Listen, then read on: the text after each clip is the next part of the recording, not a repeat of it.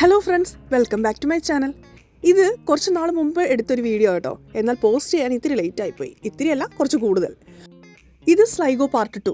എന്നാൽ ഇതിപ്പോൾ ഉള്ളത് കൗണ്ടി ഡൊണീഗലിലെ ഗ്രേറ്റ് നോർത്തേൺ ഹോട്ടലിലാണ്. ഒരു അടിപൊളി കോംപ്ലിമെൻ്ററി ബ്രേക്ക്ഫാസ്റ്റിന് ശേഷം എല്ലാവരും കൂടെ ഒന്ന് നടക്കാൻ ഇറങ്ങിയതാണ് നിങ്ങളീ കാണുന്നത് കേട്ടോ. തലേ ദിവസത്തെ ക്ലൈമറ്റ് എന്ന് പറയുന്നത് നല്ല വെയിലും നല്ല ചൂടൊക്കെ ആയിരുന്നേ. എന്നാൽ ഈ ദിവസം നേരെ ഓപ്പോസിറ്റാണ്. നല്ല ക്ലൗഡിയും നല്ല തണുപ്പും മഴയ്ക്കുള്ള സാധ്യതയും കാണുന്നുണ്ട്. സ്ലൈഗോയിലുള്ള ബെൻ ബുൾബൻ എന്നൊരു റോക്ക് ഉണ്ടല്ലോ, ഫ്ലാറ്റ് റോക്ക്. അതിവിടെ നിന്ന് നല്ല ഭംഗിയോടെ കാണാം കേട്ടോ. ഒരു ബീച്ച് സൈഡ് ഹോട്ടലിലായിരുന്നല്ലോ താമസം. അതുകൊണ്ട് തന്നെ ഈ ബീച്ചിലേക്ക് ഇറങ്ങാതെ പോയാൽ മോശമല്ലേ. അതുകൊണ്ട് ഞങ്ങളുടെ ഇന്നത്തെ പ്ലാൻ എന്ന് പറയുന്നത് 11:30 ഹോട്ടൽ ചെക്കൗട്ട് ചെയ്ത് നേരെ ബീച്ചിലേക്ക് പോവാം. ബീച്ചിലെല്ലാം കുറച്ചു നേരം കളിച്ചിട്ട് നേരെ ഡൗണികളിലുള്ള ബാക്കിയുള്ള എല്ലാ വ്യൂ പോയിന്റ്സും ഒന്ന് കവർ ചെയ്യുക എന്നതാണ് കേട്ടോ. ഈ കാണുന്ന വീടുകളെല്ലാം ഉണ്ടല്ലോ ടൂറിസ്റ്റിന് വേണ്ടി ഉണ്ടാക്കിയിരിക്കുന്നത് കേട്ടോ. അപ്പം ഞങ്ങൾ ഇപ്പോൾ പോകുന്നത് ബീച്ച് സൈഡിലേക്കാണ് കേട്ടോ. ഈ സ്ഥലത്തിൻ്റെ പേര് ബണ്ടോരൻ എന്നാണ്. ഈ ബീച്ച് അറിയപ്പെടുന്നതും ബണ്ടോരൻ ബീച്ച് എന്നാണ് കേട്ടോ. തലേ ദിവസം സ്ലൈഗോയിലായിരുന്നെങ്കിൽ ഈ ബണ്ടോരൻ എന്ന് പറയുന്നത് കൗണ്ടി ഡൊണീഗലിലെ ഒരു സ്ഥലമാണ്. ഞങ്ങൾ താമസിച്ച ഹോട്ടലാണ് ദേ കണ്ടത്. അടിപൊളിയായിട്ടില്ലേ വ്യൂ. അപ്പോൾ ഇന്നത്തെ ഈ ട്രിപ്പിൻ്റെ എല്ലാ പ്ലാനിങ്ങും പിള്ളേർക്ക് ഞങ്ങൾ വിട്ടുകൊടുത്തിരിക്കുകയാണ്. അവരുടെ ഇഷ്ടത്തിന് അങ്ങ് മുന്നോട്ട് പോട്ടെ എന്ന് വിചാരിച്ചു. അതുകൊണ്ട് തന്നെ അവർ എത്ര നേരം ബീച്ചിൽ കളിച്ചാലും അത്ര നേരം കളിച്ചോട്ടെ എന്ന് തന്നെ ഞങ്ങൾ എല്ലാവരും കരുതിയിരിക്കുന്നത് കേട്ടോ. അങ്ങനെ എവിൻകുട്ടനും ജൂബലും ജെറോണും ഓരോ മൂലയിൽ ഇരുന്നവർ കളിക്കുന്നുണ്ട്. ഞങ്ങൾ എല്ലാവരും അത് നോക്കി അവരെ മാക്സിമം പ്രോത്സാഹിപ്പിച്ച് അവിടെ നിൽക്കുന്നുണ്ട് കേട്ടോ.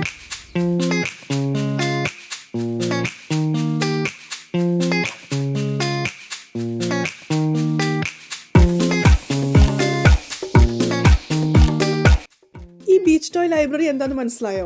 ഞാൻ ഇത് ആദ്യമായിട്ടാട്ടോ ഒരു ബീച്ച് സൈഡിൽ കാണുന്നത്. എനിക്കറിയില്ല എല്ലാവരും ഉണ്ടോയെന്ന്. ഇതിൽ കുറച്ച് ടോയ്സ് ഉണ്ട്. നമുക്ക് അത് എടുക്കാം, കളിക്കാം, എന്നിട്ട് അതിൽ തന്നെ റിട്ടേൺ ചെയ്തിട്ടാൽ മതി. അപ്പോൾ അത് നല്ലൊരു ഏർപ്പാടായിട്ട് എനിക്ക് തോന്നി കേട്ടോ. പിള്ളേർ അതുകൊണ്ട് ആ സാധനങ്ങളെല്ലാം വെച്ച് കളിച്ചിട്ട് അതിനകത്ത് തിരിച്ചിട്ടിട്ട് വരിക ചെയ്തത്. അങ്ങനെ കളിയെല്ലാം കഴിഞ്ഞ് പിള്ളേരെല്ലാം ടയേർഡായപ്പം നോക്കി നിന്ന് നമ്മളും ടയേർഡാവുമല്ലോ. അപ്പോൾ ഞങ്ങൾ ഒരു ചായ കുടിക്കാമെന്ന് വിചാരിച്ചു. ഈ കണ്ടത് എന്താണെന്ന് മനസ്സിലായോ? ഇത് അടിപൊളി ഒരു കഫേ കേട്ടോ. അതിൻ്റെ ഷേപ്പ് ഞങ്ങൾക്ക് അങ്ങ് ഇഷ്ടപ്പെട്ടു. അങ്ങനെ ഞങ്ങൾക്കെല്ലാം ഓരോ ചായയും പിള്ളേർക്ക് ഫ്രഞ്ച് ഫ്രൈസും വാങ്ങിയിട്ട് ഞങ്ങൾ ആ ബീച്ച് സൈഡിൽ ഇരുന്ന് കേട്ടോ. അവിടെ ഇരുന്ന് കഴിക്കാൻ നല്ലൊരു പ്രത്യേക ഒരു ഫീലായിരുന്നേ. ആക്ച്വലി നമ്മുടെ പ്ലാൻ എന്ന് വെച്ചാൽ നേരെ ഇനി ഡൊണീഗലിൽ പോവുക, അവിടെയുള്ള വ്യൂ പോയിന്റ്സ് എല്ലാം കണ്ട് വൈകുന്നേരം ഡബ്ലിനിലേക്ക് തിരിക്കണം എന്നാണേ. എന്നാൽ ഇന്നലെ വന്നപ്പോൾ തൊട്ട് നമ്മുടെ ഈ ഇന്നത്തെ പ്ലാനിങ് എല്ലാം പിള്ളേർ തെറ്റിക്കാൻ നോക്കുന്നുണ്ട്. കാരണം നമ്മുടെ ഹോട്ടലിൽ നിന്ന് നോക്കുമ്പം ഈ ബീച്ച് സൈഡിന് ഈ കഫേയുടെ അടുത്ത് ഒരു അമ്യൂസ്മെൻറ്റ് പാർക്ക് പോലെ ഒരു സംഭവം ഉണ്ടായിരുന്നു.